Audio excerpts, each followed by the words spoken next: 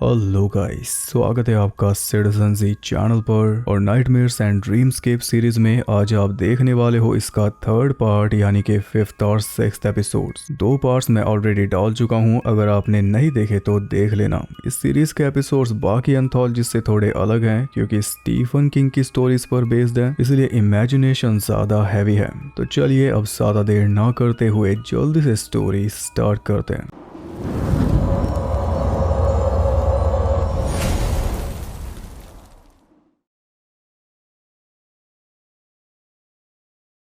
Fifth episode का नाम है the road virus heads north. ये कहानी रिचर्ड किनल नाम के फेमस हॉरर राइटर की, जो कि बॉस्टन में एक लिटरेरी कॉन्फ्रेंस अटेंड कर रहा है जहां पे बस उसी की किताबें दिखाई दे रही हैं और साथ में दिखाई दे रहा है जनता के अंदर उसका भारी क्रेज। हर कोई उसे देखना चाहता है, उससे मिलना चाहता है, उसका ऑटोग्राफ लेना चाहता है, जिसके लिए काफी मारामारी चल रही है। यहाँ तक के फैंस ने अपनी बॉडी पे उसका परमानेंट टैटू भी बनवा रखा है। इस हद तक लोग उससे प्यार करते हैं। जनता उससे कई सवाल भी कर रही थी और उन्हीं में से एक सवाल था कि क्या आपने कभी खुद को डराया है, मतलब कि ऐसा कुछ आपने सोच लिया हो या लिख दिया हो जिससे आप खुद ही डर गए हों। ये सवाल सुनकर रिचर्ड थोड़ा सा परेशान हो गया क्योंकि फिलहाल उसकी खुद की लाइफ उसे डरा रही है। उसे कोई जानलेवा बीमारी है जिसके बारे में उसका डॉक्टर उसे बता नहीं रहा, ऐसा उसे शक है। और शक इसलिए है क्योंकि उसके माँ बाप भी ज्यादा जिए नहीं थे, बहुत जल्दी दोनों की डेथ हो गई थी। इसलिए रिचर्ड को हमेशा से यही लगता है कि वो भी ज्यादा नहीं जिएगा। और अब क्योंकि वो भी लगभग उसी एज का हो चुका है, इसलिए ज्यादा चिंतित रहने लगा है।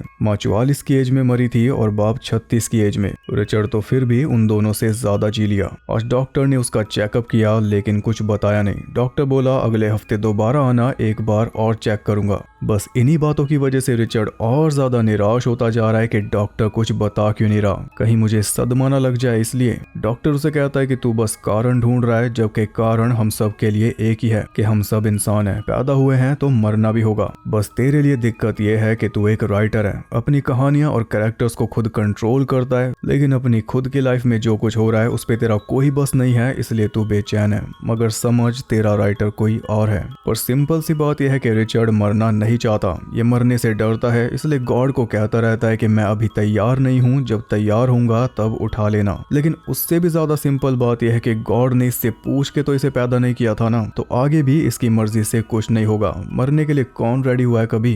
ये सारा फेम, सारा पैसा एक चुटकी में खत्म हो जाएगा, बस यही दुख है और क्या। खैर, बॉस्टन से निकलकर वो अपने घर की तरफ चल दिया, जो है डेरी में, वही पेनीवाइस वाला टाउन। रास्ते में एक चर्च को पार करके आगे गैस स्टेशन पर रुका तो सामने उसे दिखाई दी एक यार्ड सेल जिसे चला रही थी जूडी। अंदर एक कुत्ता भी बंधा हुआ था जो लगातार रिचर्ड के ऊपर भौंके जा रहा था। वहां पे रिचर्ड की किताबें भी रखी हुई थी, लेकिन रिचर्ड का ध्यान खींचा एक अजीब सी पेंटिंग ने, जिसमें एक एविल सा दिखने वाला आदमी था जो अपनी कार में बॉस्टन के टोबिन ब्रिज से गुजर रहा था, जहाँ से रिचर्ड भी आया। और सबसे ज्यादा फैसिनेटिंग थी उसकी आंखें, जो ऐसा लग रहा था कि पेंटिंग देखने वाले कोई घूर रही हैं, फेस पे सिनिस्टर सी स्माइल के साथ। रिचर्ड को ऐसी चीजों का खासा शौक है, इसलिए उसने वो पेंटिंग खरीदने का फैसला कर लिया। जूडी, जो कि ऑलरेडी उसकी फैन थी, वो बताती है कि ये पेंटिंग बॉबी हेस्टिंग्स नाम के लड़के ने बनाई थी, जो इसी घर में रहता था खुद अपनी जान लेने से पहले। अब वो नहीं रहा, इसलिए हेस्टिंग्स फैमिली ये घर छोड़कर जा चुकी है और मैं उनके सामान को सेल लगाकर बेच रही हूँ। यहाँ तक कि वो फैमिली अपना डॉग भी छोड़ गई। बॉबी एक जीनियस लड़का था, लेकिन नशे ने उसे बर्बाद कर दिया। नशे में धुत होकर वो पेंटिंग्स बनाया करता था और ज्यादातर पेंटिंग्स इस वाली पेंटिंग से भी ज्यादा भयानक थी। पर एक दिन बॉबी ने अपनी सारी पेंटिंग्स को जला दिया, सिवाय इसके। 23 साल की एज में इसी गैरेज के अंदर फांसी लगाकर उसने खुद को खत्म कर लिया था। और उसकी शर्ट पे एक नोट चिपका हुआ मिला था जिसपे लिखा था कि जो कुछ मेरे साथ हो रहा है वो मैं बर्दाश्त नहीं कर सकता। एक बार को रिचर्ड ने सोचा था कि इस पेंटिंग का भला मैं क्या करूंगा, छोड़ो इसे नहीं लेते। पर जब उसने ये नोट पे लिखी हुई लाइन सुनी तो फट से पेंटिंग खरीद ली, क्योंकि वो खुद भी यही फील करता है। अब पेंटिंग को कार में रख के वो आगे बढ़ गया और रास्ते में उसे एक बोर्ड दिखाई दिया जिसपे लिखा था लिव फ्री और डाई। उसे पढ़कर रिचर्ड बोला कि अगर चॉइस मिले तो मैं तो जीना पसंद करूंगा। और बस इतना सुनते ही पेंटिंग में मौजूद उस आदमी की स्माइल और ज्यादा बड़ी हो गई, उसके शैतानी दांत दिखने लगे, यहाँ तक के आंखें भी चेंज हो गई। अब घर जाने से पहले रिचर्ड अपनी आंट ट्रूडी के घर रुका, जो एक बड़ी सी पानी की टंकी के पास रहती है। उसने ट्रूडी को वो पेंटिंग दिखाई तो ट्रूडी के होश उड़ गए। ऐसी मनूस पेंटिंग भला क्यों खरीदी, जिसका नाम भी अजीब है, the road virus heads north. Trudy को उसमें दांत भयानक लग रहे थे, पर रिचर्ड ने कुछ और ही नोटिस किया। उस आदमी के हाथ पे अब एक टैटू भी दिखाई दे रहा था जिसपे लिखा था लक ऑफ दी। अब भी वो पूरा रिवील नहीं हुआ था। इसके अलावा और भी कई डिटेल्स बदली हुई थी, जैसे कि आसमान। पर रिचर्ड ने सोचा शायद लाइट का फर्क है, उधर अंधेरा था इसलिए ठीक से दिखा नहीं होगा। उन दोनों ने साथ में लंच किया, जिस बीच रिचर्ड ने ट्रूडी को बताया कि मेरा चेकअप हुआ है और डॉक्टर को कुछ पता चला है, लेकिन वो बता नहीं रहा। ये सुनकर ट्रूडी ने उसे सलाह दी कि इन सब बातों को भूल जाओ और बिजी हो जाओ जीने में। अभी तुम्हें 50 किताबें और लिखनी है और सबसे पहले तो इस पेंटिंग को फेंको। बस ट्रूडी की सलाह से खुश होकर वो घर की तरफ निकल गया, पर ट्रूडी के चेहरे को देखकर तो यही लगता है कि इसने बस दिलासा दिया है। इसे पता है कि अब वो एक भी किताब नहीं लिख पाएगा। चेहरे से तो ऐसा ही लग रहा है। उधर यार्ड सेल में एकदम दोपहर वाला सन्नाटा छाया हुआ था कि तभी अचानक कौवे बोलने लगे और वो कुत्ता भी भौंकने लगा, क्योंकि बाहर कोई आ चुका था। वो जो कोई भी था उसने सीधा अंदर आके जूडी को स्टैब करना शुरू कर दिया और आखिर में उसका सर काट कर वो आयरन के सहारे टेबल पर रख के चलता बना। सेम वैसी ही कार में जैसी उस पेंटिंग के अंदर है, और किलर भी कुछ उसी आदमी के जैसा है। यहाँ तक कि डॉग भी उसे देख के शांत हो गया। और मेरे प्यारे दोस्तों, जूडी का ये हाल होगा इसका हिंट हमें दे दिया गया था विजुअली। वो पहला सीन था इसका और ये आखिरी सीन है। इधर रिचर्ड अपने सफर पर था, लेकिन बार बार वो पीछे देखे जा रहा था उस पेंटिंग की तरफ। बस इसी चक्कर में रास्ते से थोड़ा डगमगा गया, जिस वजह से कार की हालत काफी खराब हो गई। आगे एक रेस्ट स्टॉप पर रुका तो वहां भी एक कुत्ता उस पे भौंके जा रहा था। पर मेन बात यह है कि गड्ढों में धक्के खाने की वजह से उस पेंटिंग पे क्रैक्स आ चुके हैं और कुछ वैसी लाइंस बना रही हैं रिचर्ड के सर के ऊपर से जा रही तारे। मगर उससे भी ज्यादा मेन बात यह है कि पेंटिंग फिर से चेंज हो चुकी है, और इस बार तो काफी बड़ा चेंज है। कार के पीछे का पूरा बैकग्राउंड बदल चुका है। पहले ब्रिज था, अब चर्च है। वही चर्च जिसके पास यार्ड सेल लगी हुई थी। यानी कि ड्राइवर बॉस्टन से रोजवुड पहुंच चुका है, जो कि हमने देखा भी। जूडी को मारने वाला यही था। जैसे जैसे आगे बढ़ रहा है वैसे पेंटिंग के अंदर बदलाव आते जा रहे हैं, और आगे भी उसी रास्ते पर बढ़ रहा है जिस पे रिचर्ड है, यानी कि वो रिचर्ड के ही पीछे है। अब रिचर्ड को कुछ समझ नहीं आ रहा था, इसलिए पेंटिंग को उसने नाले में फेंक दिया ताकि उसका पीछा छूटे। लेकिन यहाँ दीवारों पे भी आंखें बनी हुई हैं, वो भी कई सारी, और ऊपर से एक लड़की भी उसे देख रही है जिसका वो डॉग है जो रिचर्ड के ऊपर भौंके जा रहा है। यहाँ तक कि जब रिचर्ड ने पेंटिंग को फेंका तब तक वो हाथ वाला टैटू पूरा रिवील हो चुका था,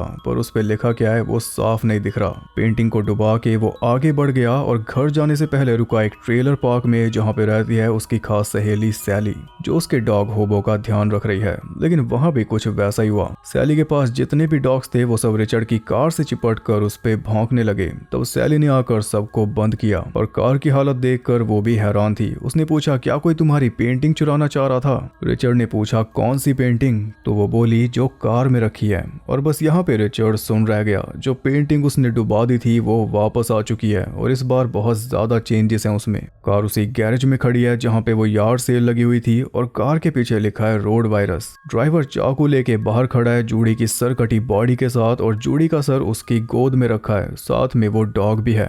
जो हो चुका है वो सब पेंटिंग में आ चुका है। ये बात हम समझ पा रहे हैं, लेकिन रिचर्ड अभी नहीं समझ पा रहा। बस वो डर के मारे सहम चुका है। उसका जो डॉग है होबो, अब तक बस वही एक ऐसा डॉग है जो उस पे भौंका नहीं, क्योंकि रिचर्ड उसका मालिक है। हाँ, पर वो रिचर्ड से डर जरूर रहा है। रिचर्ड ने ये सारी बात सैली को बताई कि ये पेंटिंग बार बार बदल रही है और लगातार मुझे फॉलो कर रही है। ऑब्वियसली सैली ने उस पे यकीन तो नहीं किया, लेकिन उसे टेंशन फ्री करने के लिए उसकी हीलिंग जरूर कर दी। इसी बीच रिचर्ड की आंख लग गई तो सपने में भी वो भयानक पेंटिंग उसे परेशान करती रही, और उससे छुटकारा पाने के चक्कर में रिचर्ड अपने आप को ही नुकसान पहुंचा बैठा। आंख खुली तो चलने का टाइम हो गया, और तब रिचर्ड ने नोटिस किया कि वो पेंटिंग उसकी कार में से गायब थी, क्योंकि सैली ने उसे पहली फुर्सत में ठिकाने लगा दिया। रिचर्ड उससे पूछ रहा था क्या उस पेंटिंग में कुछ चेंज हुआ था, पर सैली का कहना था कि मैंने नहीं देखा और ना ही तू सोच उसके बारे में। तब जाते जाते रिचर्ड ने सैली को कुछ पैसे दिए आज रात किसी मोटेल में रुकने के लिए, क्योंकि अब तक उसे अंदेशा हो चुका था कि वो पेंटिंग वाला आदमी उसे फॉलो कर रहा है, इसलिए सैली अगर कहीं और रुकेगी तो सेफ रहेगी। ये मेक श्योर करके रिचर्ड अपने घर की तरफ निकल गया, लेकिन चेहरा तो सैली का भी दुखी नजर आ रहा है। अब घर जाकर भी रिचर्ड आराम से नहाते नहाते सो गया, तो एक बार फिर उसे वही सब देखने लगा, वो कार और अंदर बैठा आदमी। इस बार रिचर्ड भी उसके साथ अंदर बैठा और बोला कि मैं जानता हूँ तुम मेरे अंदर पल रही बीमारी हो, अगर मैं मरा तो तुम भी मरोगे। ये सुनकर वो आदमी भड़क के बोला कि मैं तेरी कोई बीमारी नहीं हूँ, मैं वो हूँ जिसे तू जानता नहीं, तेरा डर। डर ने उसे जकड़ लिया और तभी उसकी आंख खुल गई। फिर जब वो टीवी देखने बैठा तो उसे जूडी वाली न्यूज़ दिखाई दी, जिससे उसे कंफर्म हो गया कि वो पेंटिंग उसे सच में रीसेंट इवेंट्स दिखा रही थी, कैसे वो ड्राइवर उसके नजदीक आता जा रहा है। इससे वो ये भी समझ गया कि पेंटिंग उसका पीछा नहीं छोड़ने वाली। फिर जैसे ही उसने मुड़ के देखा तो पेंटिंग को अपने पीछे दीवार पे लटका पाया। इस बार बैकग्राउंड में थी पानी की टंकी, जिसके पास कौन रहता है? Aunt Trudy. रिचर्ड ने जल्दी से उनके पास फोन मिलाया, लेकिन उन्होंने फोन उठाया नहीं क्योंकि वो मूवी देखने बाहर गई हुई थी, इसलिए बच गई। ड्राइवर उनके घर के बाहर पहुंचा हुआ था, पर वो घर पे नहीं थी, इसलिए आगे बढ़ गया। अब पेंटिंग में दिखाई दे रहा था कि ड्राइवर फुल स्पीड में रिचर्ड के घर की तरफ बढ़ रहा है। ये देखकर रिचर्ड ने पेंटिंग को तोड़कर उसे जला डाला। इसके बाद घर को अच्छे से लॉक कर लिया और बाहर की सारी लाइट्स ऑन कर दी। तभी उसके पास ट्रूडी का फोन आ गया। रिचर्ड ने बताया कि वो पेंटिंग ईविल थी, इसलिए मैंने उसे जला दिया। तो ट्रूडी बोली कि उसकी राख भी बिखेर देना। बस इतनी बात हुई कि तभी बारिश आ गई। रिचर्ड को लग रहा था कि आग में जलाने से ईविल मिट चुका है, पर तभी ड्राइवर उसके घर के बाहर पहुंच गया। उसने थोड़ा इधर उधर देखा तो दीवार पे उसे पेंटिंग भी दिखाई दे गई, जो एकदम अभी का हाल दिखा रही थी। ड्राइवर घर के अंदर आ चुका था और आते ही होबो उस पे झपटा तो उसने होबो को भी चैन की नींद सुला दिया। ये देखकर रिचर्ड ने जल्दी से पेंटिंग नीचे फेंक दी, इस उम्मीद में कि ड्राइवर उसे लेकर वापस चला जाएगा, लेकिन उसे पेंटिंग चाहिए ही नहीं थी। वो रिचर्ड के पास आ रहा था और रिचर्ड उससे बचने के लिए दूर भागे जा रहा था। इसी बीच वो कुछ किताबों के ऊपर लुढ़क कर सीधा नीचे जा गिरा उसी पेंटिंग के पास, और वो किताबें थी स्टीफन किंग की पेट सेमेटेरी और द टॉमी नॉकर्स। ये तो फैन निकला। खैर वो देखता है कि इस बार पेंटिंग में ड्राइवर के साथ वाली सीट खून से लथपथ थी, यानी कि उसे कार में जाकर बैठना होगा, जैसा कि उसने सपने में भी देखा था, और ड्राइवर भी उसे वही इशारा कर रहा है। ये जानकर रिचर्ड भी उठकर चुपचाप कार की तरफ चल दिया, यानी कि मरने के लिए तैयार हो गया। बोलता था ना कि मैं अभी मरने के लिए तैयार नहीं हूँ, आज हो गया। बस इसी के साथ ये एपिसोड भी हुआ खत्म। डर के आगे जीत है तो डर के साथ क्या है? इस टेल के हिसाब से तो डर के साथ मौत है। रिचर्ड की बीमारी तो पता नहीं उसे कब खाती, लेकिन उसका डर उसे पहले ही खा गया। डर उसे मरने का ही था और मरने के डर ने उसे मार दिया। क्रेजी। स्टीफन किंग का तरीका बड़ा फैंसी है। वो खुद इन मूविंग पिक्चर्स वाली स्टोरीज के फैन है, क्योंकि इनमें आप अलग ही तरह का टेरर पैदा कर सकते हो, जैसा हमने नाइट गैलरी में भी देखा था। इस एपिसोड की सिंपल स्टोरी ये थी कि बॉबी एक क्रिएटिव और जीनियस लड़का था, लेकिन नशे में पड़ के वो अपनी कला को बर्बाद करने लगा। इस हद तक डार्कनेस में डूब चुका था कि उसने साक्षात डार्कनेस को कैनवस पे उतार दिया। अब उसे चाहे आप डर कह लो या मौत कह लो या ईविल कह लो या कुछ भी कह लो। इससे पता चलता है कि बॉबी ने अपनी सभी पेंटिंग्स को जलाया क्यों था, क्योंकि ये पेंटिंग उसे भी सेम ऐसे ही परेशान करने लग गई थी। तभी उसने वो नोट छोड़ा था। छुटकारा पाने के लिए उसने सारी पेंटिंग्स जला दी, इसके अलावा नहीं, इसके समेत। पर ये जल के भी वापस आ गई, जैसा हमने देखा। और शायद ये उनके पीछे पड़ती है जिनकी मौत आने वाली होती है और वो एक्सेप्ट नहीं करना चाहते, ना कि उनके जो इसे खरीदते हैं। जैसे नशे के चलते बॉबी भी मरने ही वाला था, फिर भी नशे छोड़ने को तैयार नहीं था, तो पेंटिंग ने ऐसा परेशान किया कि उसने खुद मौत को गले लगा लिया। वैसे ही रिचर्ड भी मरने वाला था, लेकिन अपनी मौत से दूर भाग रहा था। बस इसी चक्कर में उसके कांटेक्ट में आने वाले लोग भी शिकार बने, पर आखिर में उसने भी मौत को गले लगा लिया, एक्सेप्ट कर ही लिया कि दुनिया में बस एक ही सच है, वो है डेथ। मोरल यही है कि लाइफ में आपकी इच्छा के मुताबिक अगर कुछ नहीं हुआ, जो कि होता भी नहीं, तो इसका मतलब ये नहीं है कि लाइफ खत्म हो गई। इच्छाएं तो बिखरती रहेंगी, बस खुद खड़े रहना। 6th एपिसोड का नाम है द 5th क्वार्टर। ये कहानी है विली नाम के एक अपराधी की, जो कई सालों से जेल में बंद है। उसकी वाइफ कैरन एक अम्यूजमेंट पार्क में जॉब करके घर चलाती है और अकेले ही उनके बेटे जैक्सन को पालती है, जो कि हमेशा अपने बाप के बारे में पूछता रहता है, पर कैरन उसे कोई जवाब नहीं दे पाती, क्योंकि विली का ऐसा है कि ये जेल में ज्यादा रहता है और बाहर कम। अब 6 हफ्ते बाद ये जेल से रिहा होने वाला है और इस बार इसने डिसाइड किया है कि ये सारे गलत काम छोड़ देगा। इसका बेटा इसके बिना बड़ा हो रहा है, इसलिए बुरे काम सारे छोड़ने पड़ेंगे। कोई छोटी मोटी जॉब देखेगा और उसी से फैमिली का गुजारा करेगा, पर गलत रास्ता दोबारा नहीं लेगा। अब जैक्सन को स्कूल भेजने के बाद कैरन विली से मिलने पहुंची और बोली कि बार्नी जा चुका है। जेल में विली का एक दोस्त था बार्नी, जो काफी पहले रिहा हो गया था। विली ने उसे बोला था कि बाहर तू मेरी फैमिली का ध्यान रखना, पर वो कैरन का कुछ ज्यादा ही ध्यान रख रहा था। ये बात विली नहीं जानता और ना ही कैरन पता लगने देती है। अब कैरन बता रही है कि वो अचानक से सामान पैक करके चलता बना। जैक्सन उसे याद करता है। मैंने सोचा वापस आ जाएगा, लेकिन नहीं आया। कैरन ने यह भी बताया कि बार्नी की एक आदमी के साथ दोस्ती हो गई थी जिसका नाम था कैपी, और ये नाम सुनते ही विली सब कुछ समझ गया। कैपी पहले एक ठग था, उसने भी सुधरने का फैसला लिया था, सेम बार्नी और विली की तरह। लेकिन अब कैरन की बात सुनकर विली समझ चुका है कि कैपी ने बार्नी को कोई जॉब ऑफर की होगी, यानी कि रॉबरी वगैरह, इसलिए बार्नी अचानक ही इन्हें छोड़कर चला गया। और ये हुआ था 1 महीने पहले। उसके बाद कैरन ने खबर सुनी कि कैपी मर चुका है क्योंकि उसे कैंसर था, पर बार्नी कहाँ पर है ये कोई नहीं जानता, और इससे कैरन को कुछ लेना देना भी नहीं है। उसे बस ये पता है कि विली बाहर आने वाला है और अब ये सिंपल लाइफ जिएगा अपनी फैमिली के साथ। इनकी शादी को 10 साल हो चुके हैं, जिसमें से विली बस 18 महीने कैरन के साथ रहा है, यानी बस 1.5 साल, बाकी सारा टाइम जेल में। लेकिन अब अगर ये दोबारा जेल में चला गया तो कैरन इसे पूछने भी नहीं आने वाली। वो जैक्सन का फ्यूचर देखेगी, ना कि इसका। वैसे बार्नी भी कैरन के साथ ही काम किया करता था उसी अम्यूजमेंट पार्क में। अब लोगों को लग रहा है कि विली बाहर आने वाला है, इसलिए कैरन ने बार्नी को भगा दिया। खैर 6 हफ्ते बाद विली बाहर आया और फाइनली अपने बेटे से मिला। ये छोटा सा ट्रेलर ही इनका घर है। बार्नी भी इसी में रहता था इनके साथ। रात को सोने से पहले विली कैरन को भरोसा दिला रहा था कि सब कुछ ठीक कर देगा, वो भी सही रास्ते पर चल के, यानी इस नरक से बाहर निकालेगा इन्हें। पर भरोसे के बीच में ही वहां पे आ गया बार्नी, जिसके पेट में गोली लगी थी। उसने विली को बताया कि कैपी ने एक रॉबरी प्लान की थी $3.5 मिलियन की, जिसे 5 लोगों ने मिलकर अंजाम दिया। एक तो कैपी था, उसके अलावा 4 लोग और थे। शातिर अमीर आदमी कीनन, एक्स सोल्जर सार्ज जो बहुत ही खराब है, मगर उससे भी ज्यादा खराब है तीसरा मेंबर जैगर, और चौथा बार्नी। इन्हीं के बीच पैसों का बंटवारा होना था, लेकिन पैसा एकदम स्पेंड नहीं कर सकते थे क्योंकि सारे सीरियल नंबर वाले नोट थे। अगर खर्च करते तो ट्रेस हो जाते, इसलिए कैपी ने एक सीक्रेट जगह पर पैसे छुपा दिए जिसका पता सिर्फ उसे था, और उस जगह का एक नक्शा बनाकर उसके 4 टुकड़े करके इन चारों को पकड़ा दिए। इन केस वो कैंसर से मर गया तो, जो कि वो मर भी गया। अब पैसे के 4 हिस्से होने थे। मैप के जो 4 टुकड़े इन चारों को दिए गए थे, उन चारों पे 4 फूलों के नाम के पहले अक्षर लिखे हुए थे, बटरकप, कमीलिया, एनिमनी और रोजबर्ड, BCAR। खजाने तक पहुंचने का क्लू। ये सब तो ठीक है, लेकिन बार्नी को गोली किसने मारी?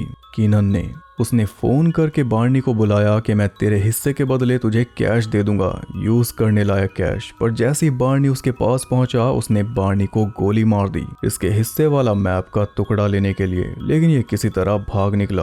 बार्नी ने ये पूरा जोखिम लिया था कैरन के लिए, क्योंकि कैरन के उसके ऊपर एहसान है सेम जैसे विली के हैं। तो उन्हें एहसानों के बदले बार्नी ने अपना हिस्सा विली को दे दिया। उसने बोला कि जाके उन्हें सबक सिखाओ और पैसा लाकर कैरन को इस नरक से निकालो। कुछ इस तरह विली बन गया 5th क्वार्टर। अब बार्नी अपनी आखिरी सांसें गिन रहा था और उसे पता था कि हॉस्पिटल भी नहीं जा सकता, वरना फिर दोबारा जेल में जाएगा और शायद इस बार निकले भी ना, इसलिए वो आजादी से मर रहा था। तो जाते जाते उसने विली को यह भी बता दिया कि मेरा कैरन के साथ अफेयर था, पर तुम दिल पे मत लेना। हालांकि विली ने दिल पे ले लिया था, लेकिन ना तो उसने बार्नी से कुछ बोला और ना ही कैरन से। बस बार्नी को हिम्मत देता रहा और ऐसे ही बार्नी ने दम तोड़ दिया। अब कैरन बोल रही थी कि हमें पुलिस को बुलाना चाहिए, पर विली ने साफ मना कर दिया, क्योंकि पुलिस कोई भी रीजन नहीं सुनेगी, सीधा विली को भी अंदर डालेगी कि ये रॉबरी में शामिल था। इसलिए विली वही करेगा जो बार्नी ने किया, एक आखिरी बार गलत काम करेगा कैरन और जैक्सन के लिए। ये तो यही सोच कर आया था कि अब इस रास्ते को छोड़ देगा, लेकिन रास्ता इसे नहीं छोड़ रहा तो क्या करे।